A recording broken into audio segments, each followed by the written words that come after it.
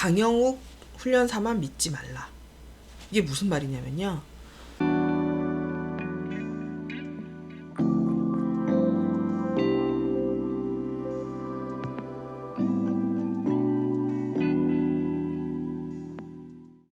안녕하세요. 오늘도 찾아온 수의사 김경미입니다. 제가 오늘 말씀드리고 싶은 거는 유기견에 관한 거예요.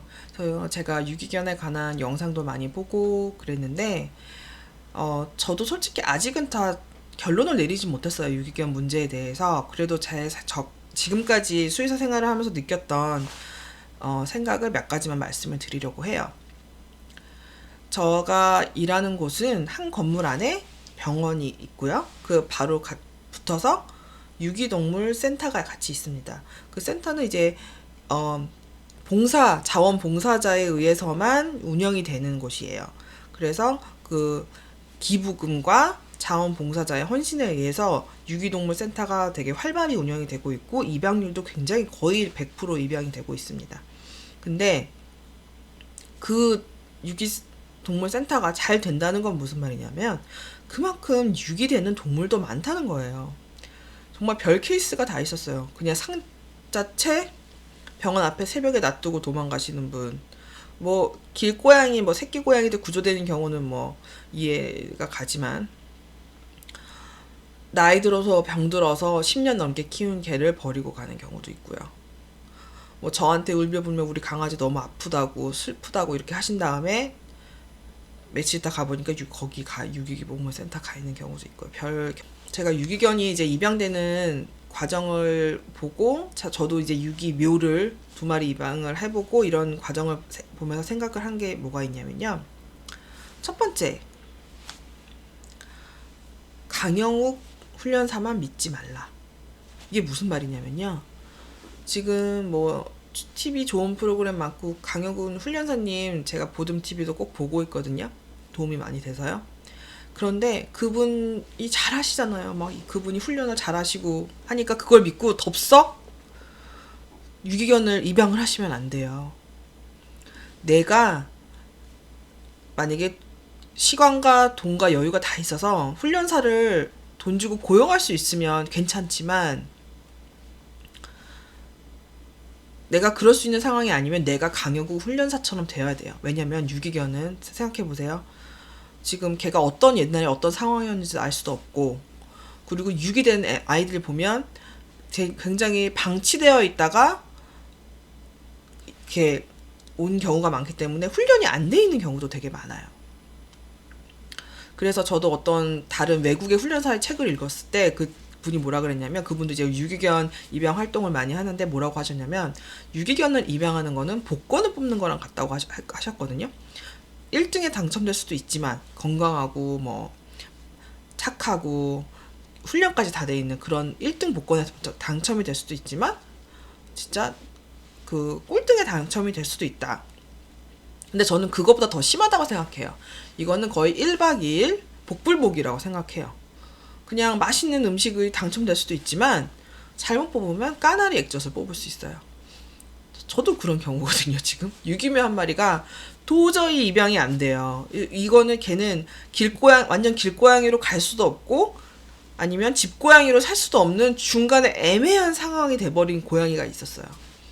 사람은 물죠. 겁은 많아서 또 어렸을 때 애매하게 4개월 정도의 그 구조가 되면서 사람과의 사회화도 안 되고, 그리고 겁이 너무 많아서 사람을 자꾸 물고, 그리고 자꾸 토도하고 그런 애를 제가 지금 6년째 키우고 있는데 어디도 입양이 불가능해요. 사람을 물기 때문에.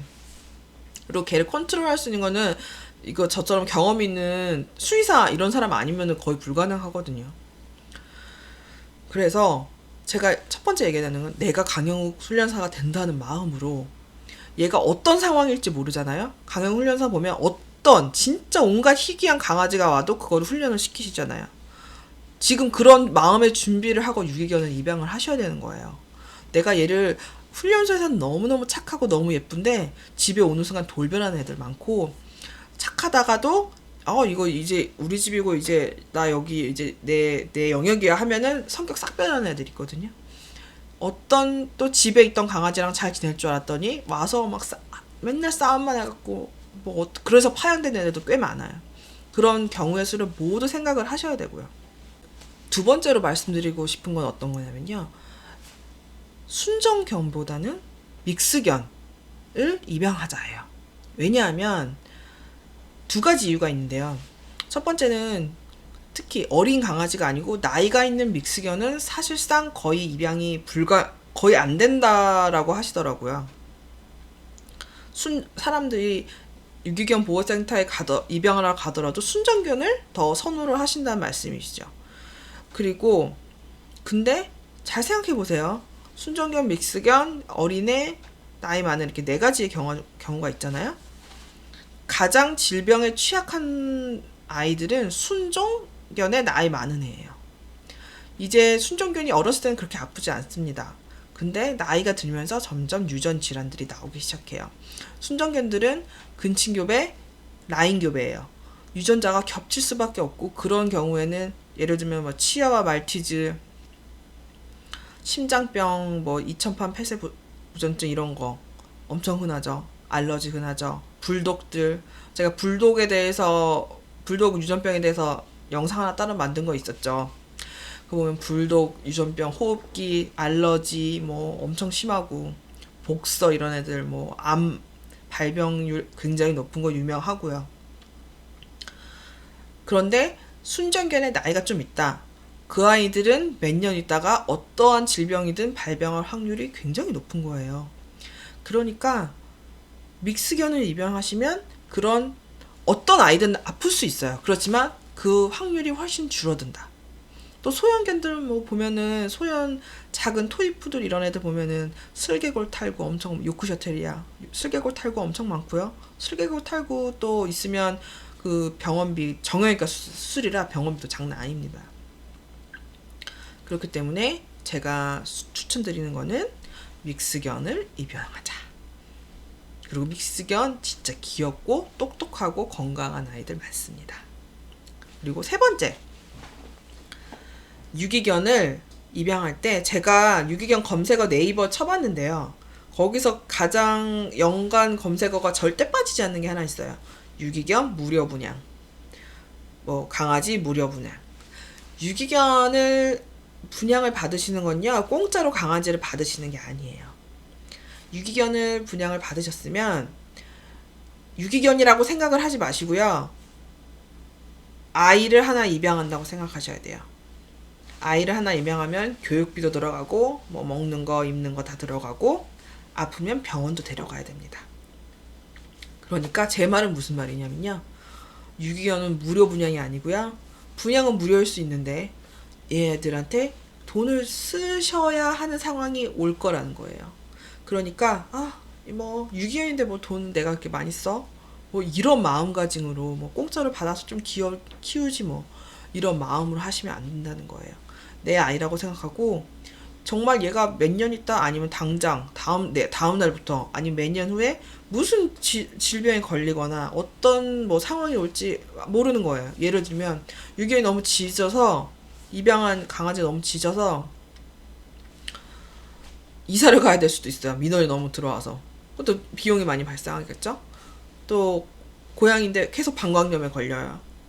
그러면 화장실도 많이 놔줘야 되고 뭐 분수도 놔줘야 되고 병원에 가서 또 이제 고양이들 병원 가면은 진정도 하고 뭐 많이 해야 돼서 돈이 많이 듭니다. 그런 상황을 다 이해를 하시고 입양을 하셔야 돼요. 그래서 아이를 입양하듯이 입양하라.